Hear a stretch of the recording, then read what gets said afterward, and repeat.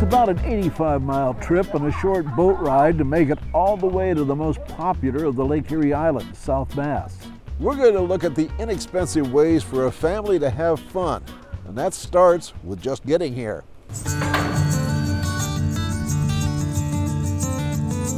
If you don't own your own boat or airplane, the least costly way for your family to reach the island is the Miller Boat Line. A round trip for a family of 4 can cost you about $35, depending on the children's age. Once you're on the island, unless you want to do a lot of walking, you can ride the bus, or rent a golf cart, bike, or moped. Now for some free, or at least inexpensive things to do, it starts with this monument that dominates the island. This is probably the best free attraction on the island. As far as the visitor center goes, we have ranger programs on the hour, out on the lawn on the weekends, demonstrations, black powder. We also have a 15-minute video in our auditorium that's free that explains the Battle of Lake Erie and the War of 1812. Also a world-class museum. Now when you go to the tower over there is a cost to get up on top. It's $3 cash. There are 37 steps that take you up to a ticket booth and an elevator deck, and an elevator will bring you the rest of the way up. 317 feet to the tallest open-air observation deck in the National Park Service.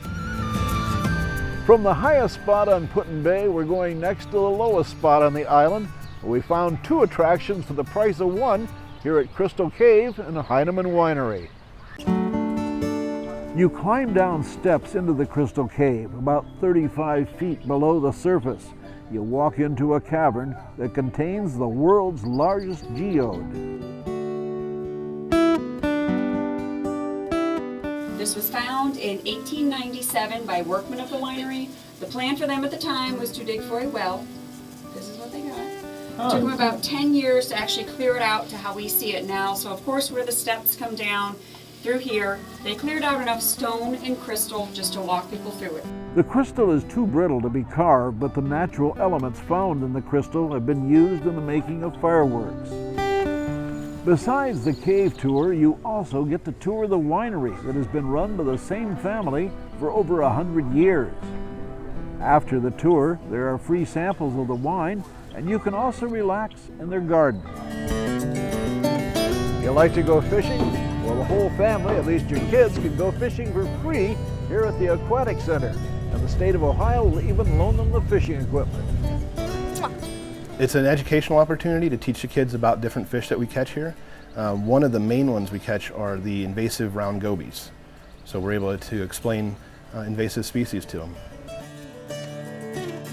Everything in here is free to go through and visit. We talk about the history of the hatchery, how the hatchery operated, how the fish were raised here. I've got tanks with native fish in them, a tank with invasive fish. We've got touchscreen microscopes to show plankton, macroinvertebrates, that type of thing.